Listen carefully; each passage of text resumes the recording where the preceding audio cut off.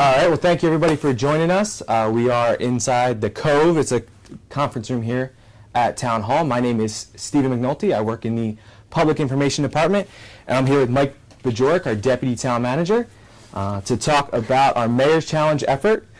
I think everybody at this point kind of knows we're sampling wastewater for opioid metabolites. So before we get into all the technical stuff, when, all of that, did the town start thinking and talking about opioids? Well, Stephen, first off, I just want to thank everybody for letting us into your living room here. This is really an honor for me to be able to talk about this project. I want to thank you for caring about your family, for caring with those who are addicted, and most importantly, thank you for just caring about the town that you call home. I think it's really great that you would tune into us, and I hope we provide tonight some interesting information for you. And feel free to participate however you do that. So your question was how we got started with this? Well, it really goes back to Monday, November 28th, 2016. That's the Monday after the Thanksgiving holiday, and our fire chief came into a meeting and said that his firefighters responded to 5 opioid-related overdoses, 3 of which were fatal. And I remember sitting in my chair thinking, opioid overdoses. I said, that's heroin. How could that be? You know, at the time, we were, statistically speaking, the safest city in the country, according to the FBI. How could we be doing this? And that led to a series of discussions, not only with staff, but also with our mayor and council. And less than 2 months later, Mayor Weinbrook was giving his State of the Town address, and right in the middle of it said that Cary has an opioid problem, and he was going to make that one of his top priorities to do something about it. But he said that, you know, while we are not necessarily in the crisis mode, last year we had 11 overdose deaths, 46 overdoses, which was a 70% increase. But when you can compare that to the 64,000 people that died of drug overdoses in the United States last year, you know, we're in a spot where it's a problem, but we can still take a proactive approach. And the mayor said, who better? We have the people, the resources, and the commitment to make a difference. And that's what started us on this path to do something about the opioid epidemic. So the first step in the path wasn't necessarily biobot analytics and the sewer. So what other steps is the town taking? Well, you know, in North Carolina, municipalities don't necessarily have a public health responsibility. That's with the county. So what we did was just asked our employees. We have a great set of just motivated, caring people to say, get out and find out everything you can about the opioid epidemic. Get involved with local charities, get involved with the county, the state, even nationally, and to see just what is out there, what is our niche, how can we make a difference. First thing that came out of that, Stephen, was that council during the next budget year put money in to provide Narcan, the overdose reverse drug, to all first responders, not only to the firefighters, but also to the police department. And we continue to be involved.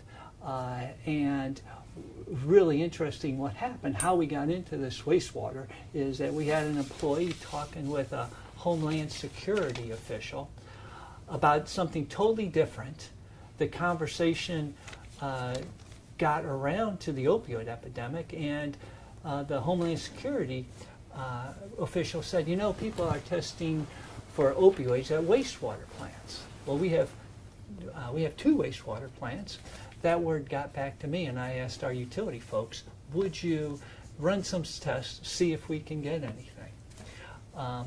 We failed miserably. We didn't get any results from our plants. So like any good bureaucrat, I moved on. I said, well, it was a good try. But fortunate for us, our employees at the treatment plant started making phone calls to people around the state, to their consultants. One thing led to another where they ran into BioBot Analytics, which just formed. They're an MIT Innovations Lab spinoff. And we started a conversation, and kind of the rest is history. So you talked a little bit about BioBot. That's who we're partnering with. I guess let's get into some of the technical stuff. Do we want to show and start to talk about how it works? Hey, you're running this interview, all right? So I'm good with that. So what we have here is one of the actual sampling devices. And I'm glad you called it a sampling device, because there are some people in media, actually we have some media sitting right here just to add additional pressure to me, calling this a robot, and wow, that's kind of sexy. You know, I always pictured when you have a robot, this thing crawling down the sewer, which this is not necessarily the case. What we have here is it's about the size of a carry-on piece of luggage. Plastic, everything is self-contained except for a plastic tube that would come out and go down into the invert of the manhole. But this is placed, is hanging in a manhole, and with two pumps right over here. The first pump pumps the water up from the wastewater from the invert of the manhole into here, into this first membrane, which takes out all of the, help me with that, do you remember? It's all the bacteria. And then it comes over into this receptacle. This saves it to a certain point when the second pump pumps it over into this membrane, which is really where the business end of this robot is, and then spits the water back out into the sewer system. So for an area of like 16,000 people, in a day's time, that's about 800,000 gallons a day will go past the sampler. This will collect on the hour samples that would about 2.5 gallons. So if you think about it, we're looking at about an Olympic-sized pool and taking a 2.5-gallon bucket. That's the sample size that we're doing.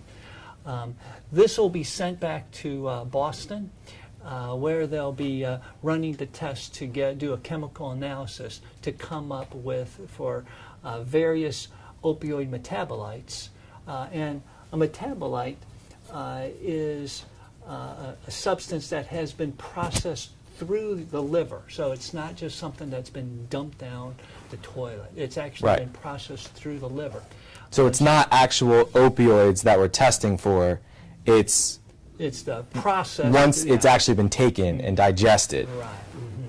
So, and then they'll come up with a number of doses per day per 1,000 people. And that's something that they can use to compare just what's going on. And we had some people on Facebook wanting to know a little bit more about that process. Mm-hmm. You're an engineer in public works by trade. I do public information. I don't think either one of us could really explain that right now. But if you do go to the project page on the town's website, BioBot has provided us with a PDF on there that kind of explains some of those, the equations that they use and kind of how they get to that number. Again, a little bit smarter than I think either of us really understand, but I know we have some really, really smart people in our community that do want to get into the weeds with that project and understand it. So if you go there, you can find that on there. Yeah, I'm not sure you said that a little bit quick about how I went to understand that. I didn't really appreciate that, Stephen. But we can go ahead to your next question. Yeah. Well, let's close this up there. Yeah, before that. So I'll go there. So a little bit more of the technicals, a lot of the questions are, what are we testing for? Are we testing for prescription drugs, illicit drugs, Can you talk a little bit about what exactly when it goes back to BioBots, what's in that membrane and what they're looking to measure? And part of their chemical analysis is they are measuring for specific things. It's not like a broad range. We have agreed for them to test for 16 items, one of which would be heroin. But the other 15 are prescription drugs, like codeine, oxycodone, those sorts of things. Then there'll be some recovery type of drugs like methadone. And then there's also naloxone, which is Narcan, which is the overdose reversal drug. In addition to those, there also be testing for sampling for acetaminophen, Tylenol, and caffeine as just kind of baselines to give us and our public health officials an idea of what are those baselines of normal everyday things. But one of the things I wanted to just stress that this is not an anti-drug program. Prescription drugs, as far as I'm concerned, they're just a miracle how they are developed and how they can help people. This is not it, and that's what's so important is that 15 of the 16 items are prescription drugs. What we're trying to do here is get baselines, and it's because they're coming from a distinct area, then we can add additional information that's already out there, census information, social, economic, land use, all sorts of existing data sets. So this is, when you get right down to it, this is a new data set that we'll be able to hand our public health officials that they can use with their existing data to look at and hopefully fine-tune their programs, to utilize their resources more effectively. Because one of the things that we found out when we sent everybody out was that public health officials, when it came to this opioid epidemic, were just dealt a terrible hand. What I'm saying with that is the information that they're using was reactive. The number of overdose deaths, there was static. It takes 6 months to a year to get information back about what was the cause of death, and then it was over large geographic areas. So then we're asking our public health officials to design programs that are effective. What this does, what we hope it will do, is provide a proactive data set that can illuminize those existing data sets that are already out there. And then we've also brought data partners, RTI, SAS are working with us, that they can look at the data analytics, the predictive modeling, and we hope discover some correlations that have not been thought of already, that will really transform the way that public health officials do their job. One of my favorite examples of this is I'm a big baseball fan, and Moneyball is one of my favorite books, and how Billy Beane, the general manager for the Oakland Athletics, really transformed the way baseball was managed by the use of data analytics. What I hope is that we'll be able to do the same for public health officials that Billy Beane did for baseball. So a lot of that we both understand, and I think you really relayed that it's going to take time. It's going to take multiple samples. It will likely take other cities, things like that. Yeah. But we also believe that there is some good being done by just having this conversation we're having right now. So can you talk a little bit about that? Yeah, I hope to, because I'm just as nervous as I can. So I hope this is doing some good over here. Because what it has done is start a community conversation about the misuse of prescription drugs and overdoses. You know, the stigma associated with that is so strong that it's really masking the problem in our city and our neighborhoods. And it is causing people to die. You know, what's so amazing is that this epidemic is not happening under bridges or in dilapidated buildings. You know, it's happening in our bedrooms of our neighbors. It's happening in our Chick-fil-A's because we're not talking about it. And this project has really provided us with a great opportunity to just talk about what this drug dependency is all about, what happens, and some really easily implementable things that people can do to protect their families. You know, things like have that conversation with your doctor, understand what they're prescribing. Once you get that medicine, you know, lock it up between doses, take it accordingly, and most importantly, when you're finished, get rid of it. There's a drop-off site right here at the town hall. You can find it at our website, several other ones. We are in the process of organizing additional ones to make it easier for you to drop it off. Get rid of those medicines. Just some staggering statistics. 20% of high schoolers in North Carolina have used opioid prescriptions recreationally. 20%. 2/3 of people that misuse prescription drugs get them from their family or friends. If we can do something about that, then we could stop that pathway to dependency and make a huge impact just by talking about it. So a lot of the people that we are seeing respond onto our Facebook and to our Nextdoor posts and the things like that are concerned about the cost and taxpayer dollars and those obvious concerns. So, you know, we have that, you know, Cary is a Mayor's Challenge champion city. We've made an effort to get that out there, but obviously a lot of the robot aspect and the drugs aspect, all that grab a lot of the headlines. Yeah. So can you clarify how this project is being paid for, and if it continues to move forward, what may pay for that? Sure. And we are just really blessed and excited to be able to receive a $100,000 grant from the Bloomberg Foundation's Mayor Challenge project. They identified 35 cities that have unique, potentially community-changing ideas, and awarded them $100,000 to implement a pilot. And we were one of those.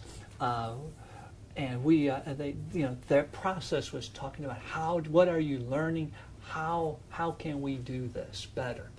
And we are in the process of running these tests, pulling together another application which will be submitted in mid-August, and we hope to be awarded one of four $1 million and one $5 million grand prize to really expand this not only throughout North Carolina, but potentially even farther than that, because that is when this new data set is really going to make a difference. Just 10 sites in Cary is just information.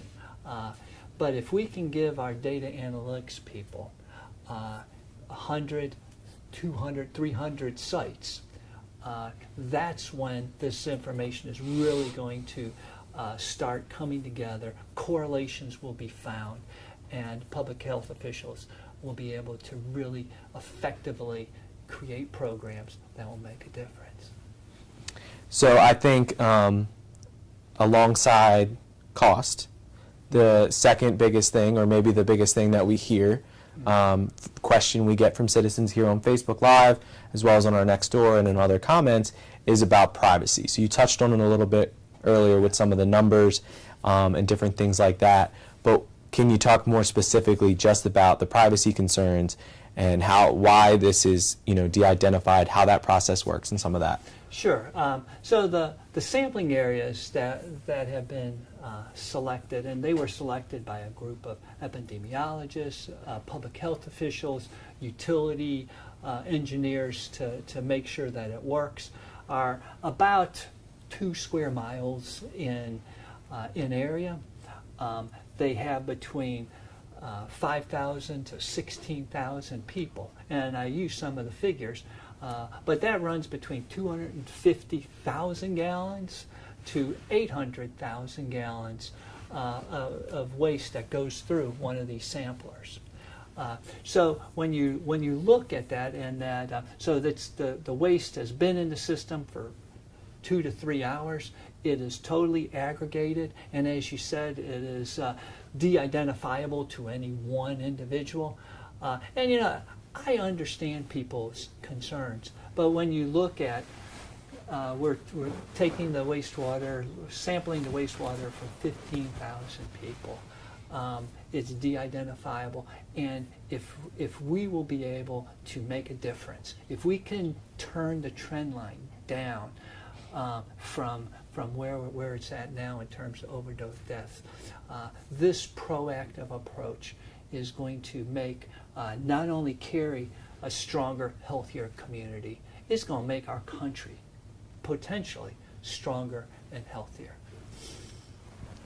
So you talked about the 10 sampling locations. Can you talk a little bit more about what, and you said it was picked by epidemiologists, but what exactly we were looking for more statistically maybe, and I can help you know some of those numbers in those areas, and then if you're the public and you really do want to know,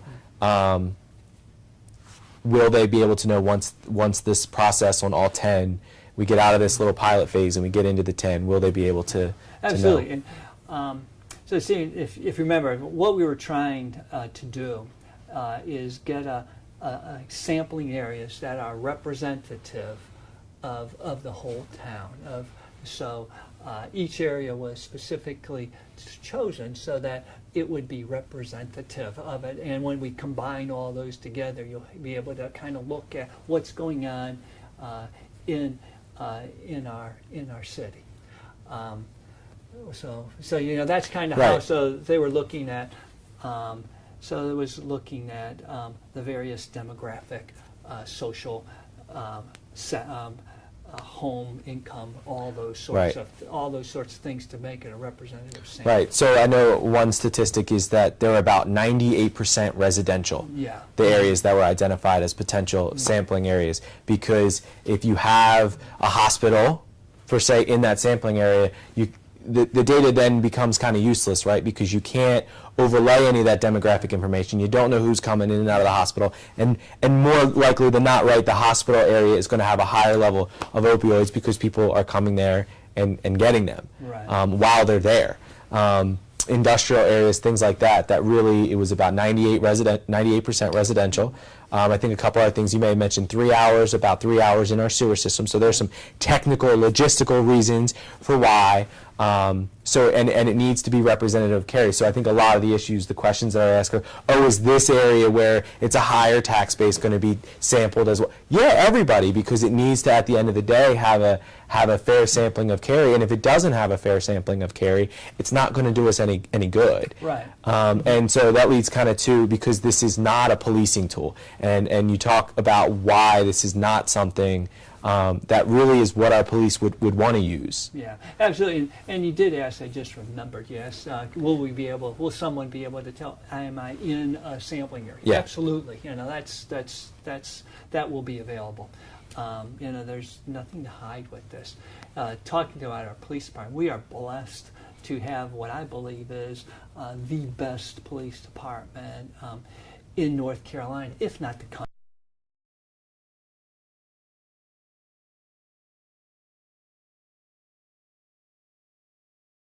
All right, so sorry about that. We had a little technical difficulty. Unfortunately, I said my best things during that interruption. So I think we'll get to what's next with the project in a minute, but I just want to circle back to a couple things for those that maybe just joined in the second video and those that maybe are joining a little late and missed part of it. So maybe we'll hit some of those high notes just quickly. You know, what we're sampling for, kind of some of why it's not shouldn't be a privacy concern for people. Try to explain that to them a little bit. How it's being paid for, and then we'll get into what's next. Okay, first question. You can't So ask me 4 questions. 4 questions, go. No, so talk a little bit about what's being sampled for, and in a quick. So we'll be 30 sampling for 16 specific metabolites.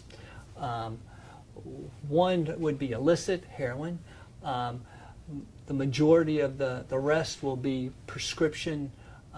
legal prescription drugs like oxycodone, tramadol, and then we'll also be doing some recovery drugs, and then some drugs for Reversal? The reversal. Naloxone. Yeah, naloxone. And then in addition, we'll be doing acetaminophen, Tylenol, and caffeine to get the base mark. So again, it's going to be those specific things. And to help with the acetaminophen and the caffeine a little bit, that is to help tell us that our samples are reasonable and accurate, right? If our average, we said if they do the calculations and the average dose of caffeine is 12 cups of coffee a person, then there's an issue there. But if we can keep that reasonable within the expected level, then that helps us to know where we are, and it kind of can also tell our citizens when they see that, this is where acetaminophen is, and this is where your opioids are, and in the community. It gives a little bit of, like you said, a little bit of that baseline.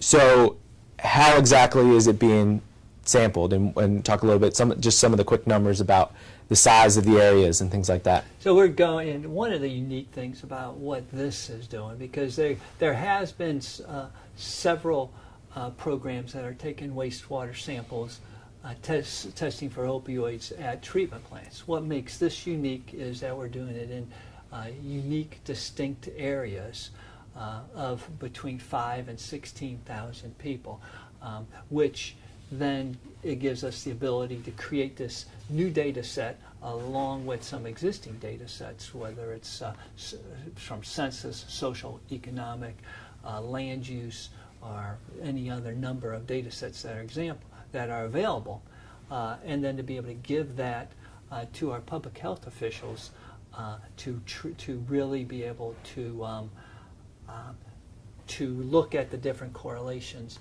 and change, and hopefully change their programs to become more effective.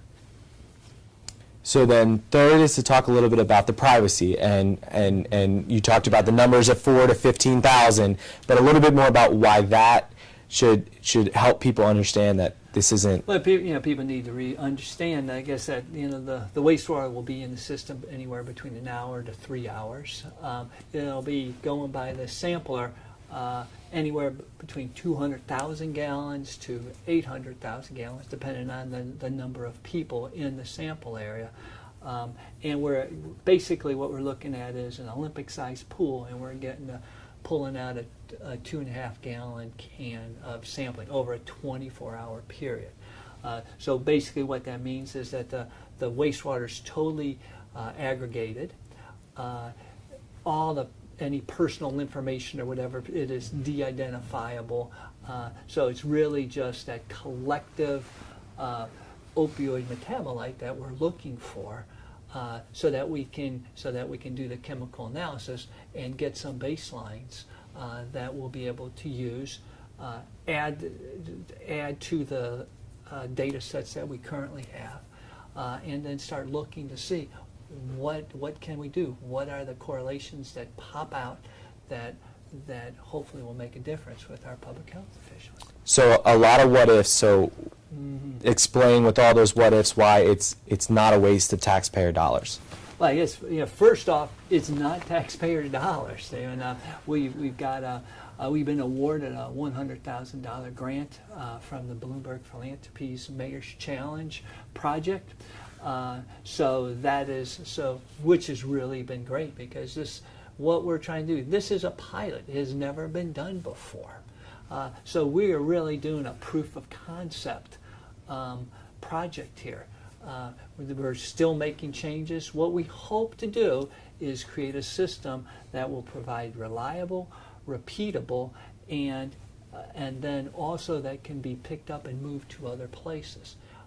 We're not there yet. We're still learning a lot, but we hope by August we'll have a lot of these answers, a lot of these questions answered, and we'll be able to have a package that will provide reliable, repeatable, and transferable information. Right. So as we continue to get more data and data in other cities, what is going to be done with it? Because it's not really us, right? You said earlier, we're not in the public health field. So what is expected to be? So our plan is to be putting it into an open data platform where data analytics folks will be able to look at that, be able to do predictive modeling with that, and really define, working hand in hand with our public health partners, develop those correlations. And that's the tricky part about this, because while we operate the sewer, we don't have the public health piece, we don't really have the data analytic piece, but we're just kind of facilitating the two and hopefully create a system that will transform the way people do business.